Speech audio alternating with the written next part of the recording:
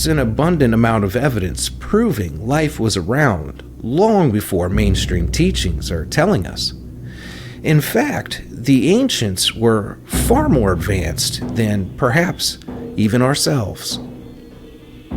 Some of the most undeniable findings are based on the archaeology of an international explorer named Jonathan Gray, a man who's led some of the most important archaeological expeditions of our time for the past 37 years. He's documented 64 accomplishments of the ancients that human civilization has yet to achieve. For example, moving stones from the earth that weighed 20,000 tons and constructing them without cranes or massive construction tools. To this day, we do not have a crane or a tool that could transport and construct these stones as they did. So how did they do it? According to Jonathan Gray, the ancient Egyptians used some form of sound wave technology. And note this, that the ancient Egyptians spoke of an rhythmic banging and singing that can either change the atomic structure of an object or manipulate the gravitational field, allowing objects to be moved easier.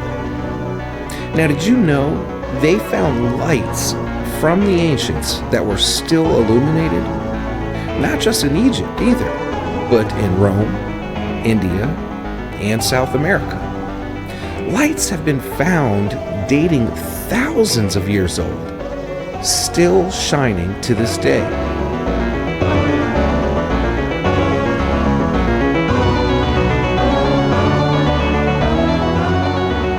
In Rome, Cicero's daughter's tomb was discovered in the 1600s, and the lights were still on inside the tomb.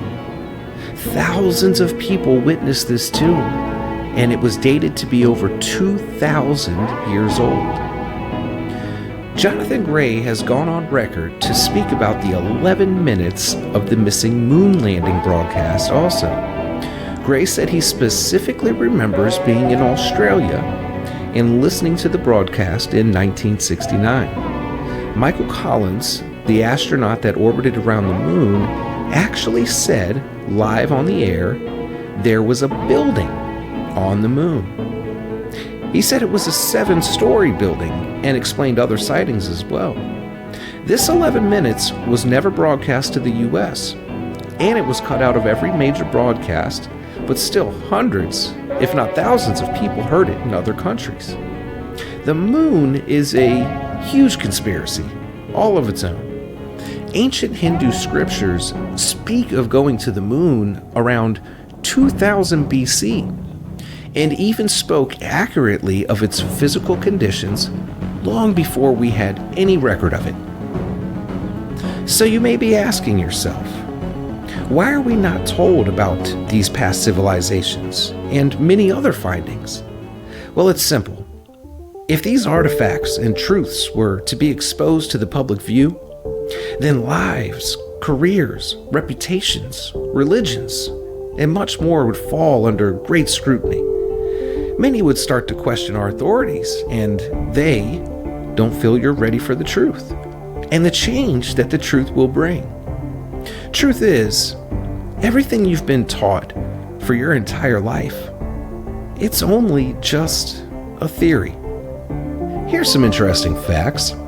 Research shows most minerals we need to live, like carbon, are floating around in space. This leads scientists to believe life would be elsewhere also. Only in the last 20 years, mass cities off the coasts of Cuba, India, Australia, and Japan are being found sunk under the ocean. There is evidence of entire continents sinking into the ocean. In Antarctica, under the ice, huge forests of trees over 80 feet tall have been found. Now this proves at one point it was habitable and warm with life. NASA has had a satellite taking measurements of Saturn for the past 20 years. And the atmospheric pressure has changed by 30% in just that time alone. That change is enough to end planet Earth as we know it. Gray examined a mummy skull of an ancient Egyptian that was over 2,800 years old, and he saw what looked like a bullet fracture in the skull. For further examination, the skull was sent out to forensics, and it was proven beyond any reasonable doubt that it was certainly a hole created with the velocity and capability of an actual bullet, if not a bullet itself. Now that seems to make no scientific or logical sense at all, right? Well, we're only getting started.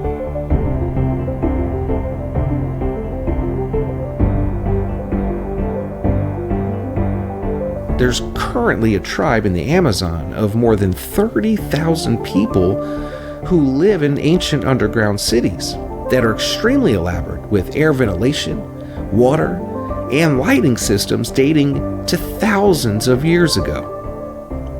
Turkey also has ancient tunnel systems in extreme detail with rooms, kitchens, and even a movie theater. In Spain, an ancient city was found and the government flooded it. Now, why do you imagine they would do that? There are many ancient underground cities and tunnel systems that we're unaware of. There is an underground tunnel that spans from Belize to Guatemala with many intricate rooms and hallways. The Chinese drafted a map in 1418 showing that the world was round. And in 1421, the Chinese sent out more than 100 ships that carried nearly 30,000 people, almost like floating cities to search and navigate the entire world.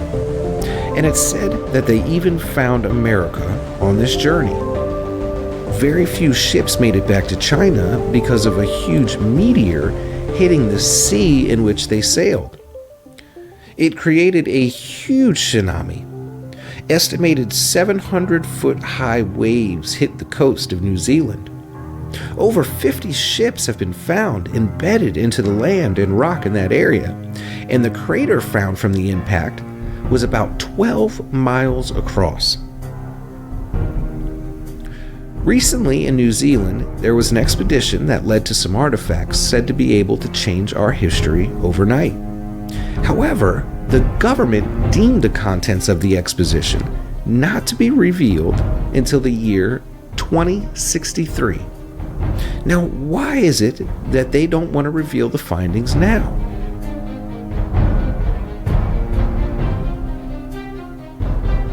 Here's something you might not have known. In New Zealand school systems, they're taught that they are the first settlers there. New Zealand is a new country in comparison. In Egypt, there were bones found of a human nearly 12 feet tall. And this would almost confirm giants, as in biblical terms, in relation to the story of David and Goliath. In New South Wales, Australia, an electric device was found about 3,000 feet underground that looked like a spark plug. In King Tut's tomb, there were schematics found of an actual airplane. There are many ancient tablets showing flying crafts also. So maybe we didn't invent these things after all. Here's a thought. What if the ancients were right in their scriptures of the end? So much proof shows many civilizations lived before us, were developed like us, and some tragic event wiped them completely off the planet. Also in Egypt, a picture thousands of years old show what looks like a helicopter.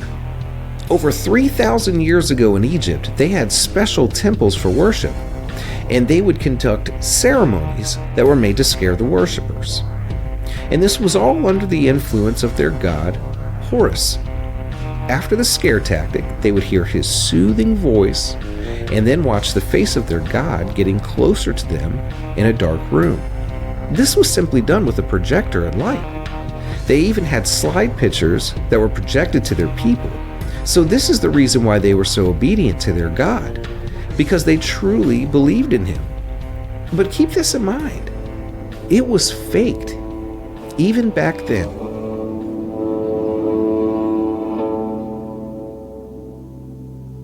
Holes in the Great Pyramid proved to be drilled with a type of tool 500 times more powerful than that of any modern drills. Every one of these artifacts have been studied and confirmed. These aren't at all make-believe findings. Egypt also has a huge underground area, miles long and several levels into the earth. In the year 800, when the Arabs were searching these areas, they found lights still illuminated. These are some really advanced findings. There's actually an ancient city in the Amazon that has the same form of ancient lighting technology as found in Egypt. Jonathan Gray says in Egypt and South America, there is evidence of heart transplants, which are shown in ancient images also. Gray has even gone on record to say there is in fact evidence that Atlantis does exist. Here's something you'll find interesting. In India, there's a 3 square mile area that has high levels of dangerous radiation, which causes birth defects in their surrounding areas. In Iraq, in the North African desert, there's evidence of glass created by nuclear blasts. Is this evidence of an ancient nuclear explosion? Perhaps, but this certainly proves a nuclear presence long before we invented nuclear energy. Believe it or not, in mainstream teachings, they tell us that the tomato is only a few centuries old and supposedly from South America. But there's proof otherwise. In China, a tomb was discovered over 2,000 years old, and along with the mummy was some ancient seeds. 40 of these seeds sprouted into tomato plants. Did you know Oklahoma recently had an archaeological find that was deemed restricted by our government? It was an unusual structure composed of all stone, and after being analyzed, it was found to be a huge smelter for refining gold, and gold thousands of years old was also found. There were symbols carved into the stones, but they were unable to confirm any origin. This site was shut down and buried by our government, and some government officials threatened the owners of the land to never dig it up again. As to which government agency is unofficial. Most of all ancient artifacts are similar to what us as humans today achieved or are trying to achieve. Ancient artifacts are found all the time that change worldly knowledge as it's taught today. But mainstream science will not touch it, because archaeologists are threatened with prison and even murder. There was an archaeologist named Lisa Kerr who found a huge human skeleton in Mexico. She said FBI agents and Smithsonian Institute officials took over her site and restricted the area. She said the agents started searching her before and after she left her own site. And she was also made to sign a confidentiality agreement not to disclose any other findings. However, information did leak, and it was reported that it was an 8-foot skeleton with 6 toes on each foot and a strange double row alignment of teeth. The crates of the findings were taken to the Smithsonian Institute, probably never to be seen or heard of again.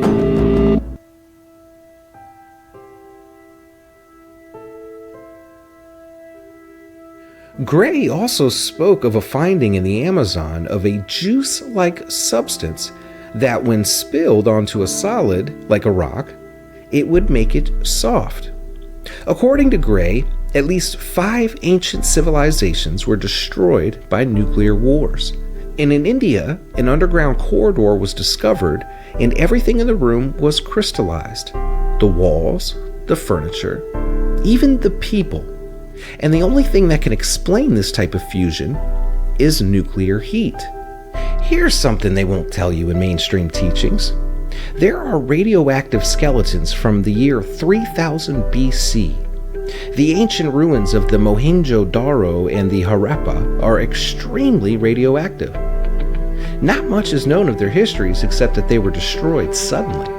In Mohenjo-Daro, there is a crater 150 feet wide where everything there was found crystallized, fused, and melted.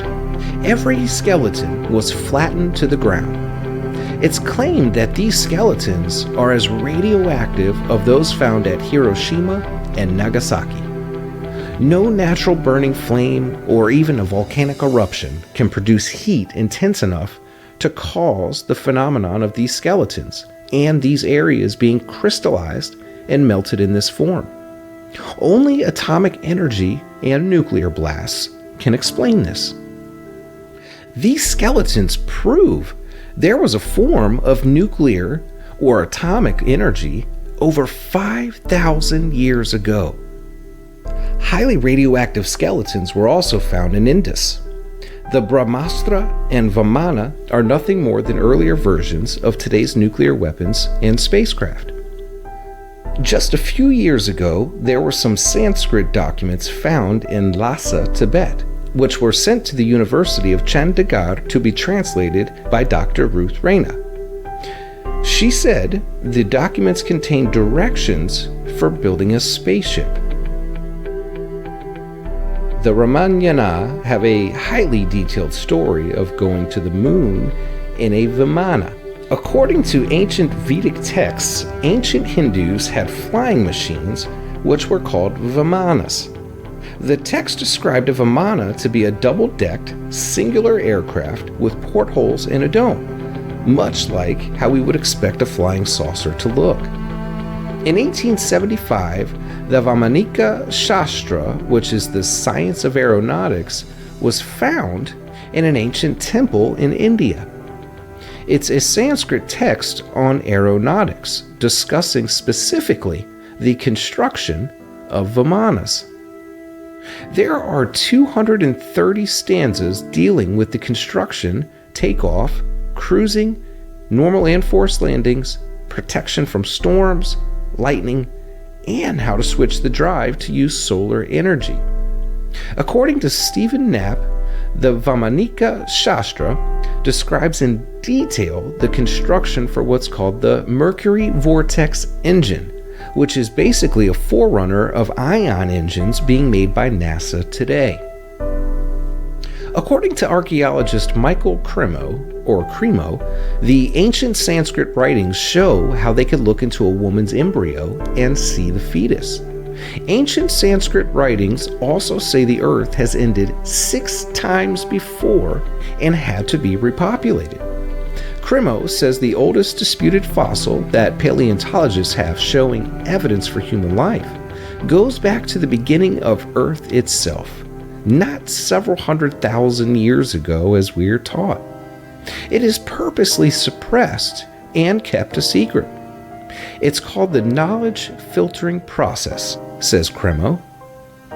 In 1880, California state geologist J.D. Whitney discovered proof of human life 300 feet under Table Mountain dating 55 million years ago. He wrote a book about his findings, which was published by Harvard. There's evidence for so many findings, yet it's kept from mainstream education. Another archaeologist named Virginia McIntyre was silenced by the government. Her career was ruined because of her findings in Mexico, which proved human life was around in North America 300,000 years ago, not 33,000 as we're told by mainstream archaeology. There is absolute proof of human footprints in fossil rock dating to 3.5 million years ago. These were found by Mary Leakey, one of the most credible and famous archaeologists of our time. But these findings are yet again suppressed from the public.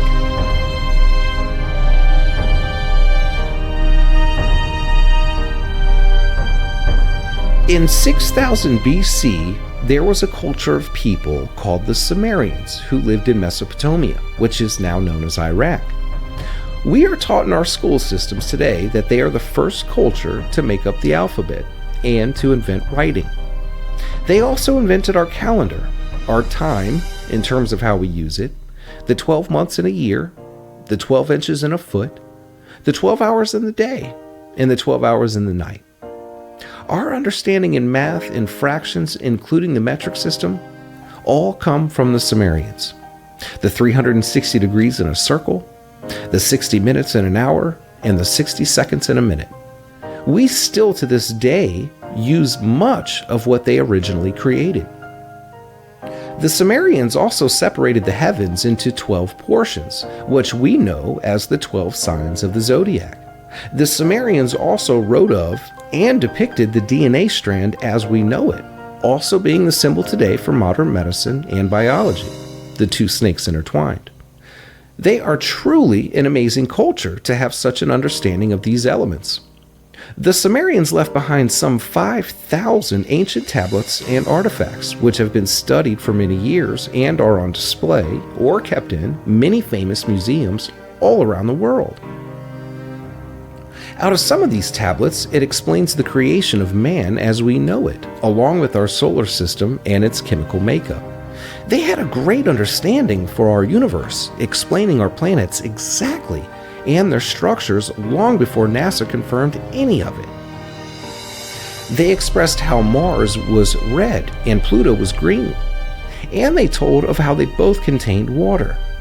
We have a tablet from the Sumerians which depicts our solar system exactly how we know it. However, there was one more additional planet shown on their tablet. They said this planet was called Nibiru. There are 54 other cultures that speak of this planet, but the Sumerians are the oldest of the races. They spoke of aliens that created them and gave them the understanding of the planets and the solar system. These aliens that lived on planet Nibiru are called the Anunnaki. We've confirmed everything they said revolving around our planet and our solar system. They've been right about it all. So could they be right about this planet Nibiru? And perhaps we just haven't found it yet? You know, we only found Pluto in the 1930s.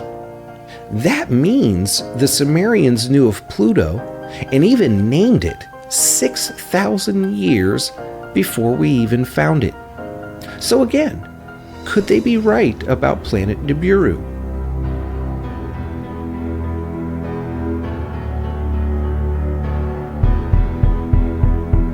NASA recently confirmed a planet outside of our solar system, which they call Planet X, Eris, or Xena. NASA has been tracking it since the 80s, in fact.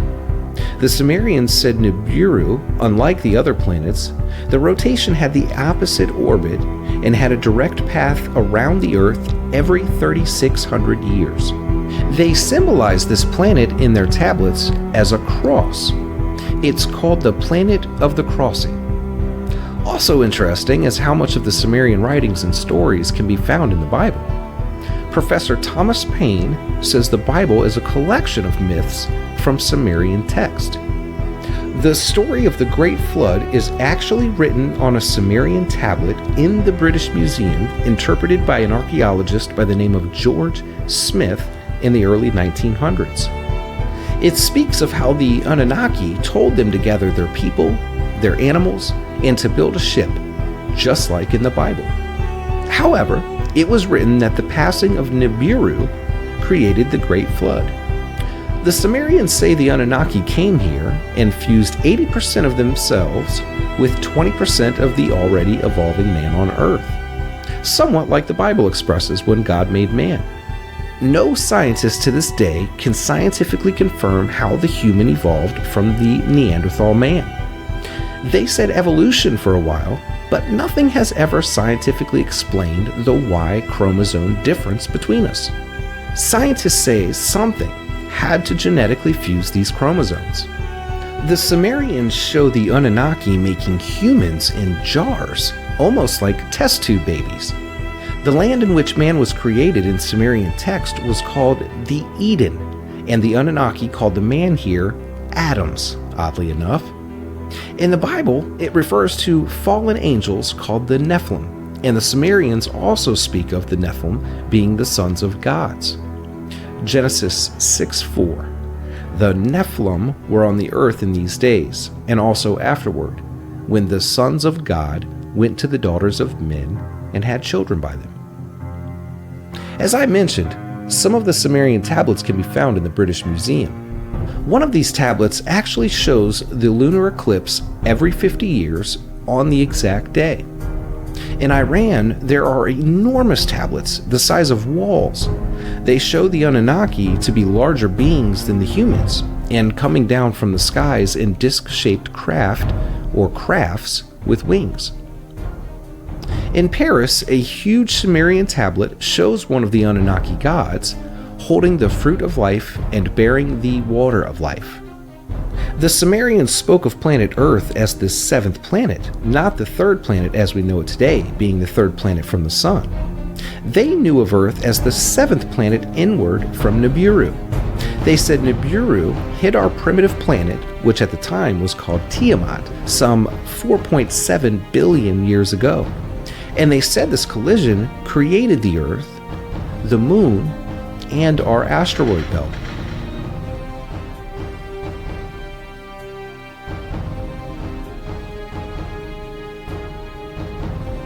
Many scientists have studied this theory, and they all agree it's absolutely possible. This theory is called the Orpheus theory, and it's confirmed to be the most possible scientific theory of the Earth's creation. The Sumerians even spoke of the land on Earth being one solid landmass called Pangaea, as it exactly once was before the continents shifted apart. They understood the difference between planets and the sun thousands of years before Galileo interpreted the difference with a telescope. They even understood the North and South poles, and to this day, it would be impossible for us to determine such a thing without ground-penetrating radar technology. We as humans today only use upwards to 15% of our brain. The Sumerians say the Anunnaki built us with their bodies and brains, but only engineered us to use a percentage of our brain. Otherwise, we would be the same as them. And we were only created to be a slave race of workers, not to be equals. This is a culture of people directly out of the Stone Age, and to this day, we still use their method of time, math, and astronomy systems. Science has always looked for the missing link to bridge us between the caveman and the Homo sapien man as we are today. But still, we don't know the truth, and we may never know the truth. But I can assure you this, someone knows. Have some healthy skepticism, and don't trust everything mainstream science and the media tells you. Look at the well-known facts and decide for yourself.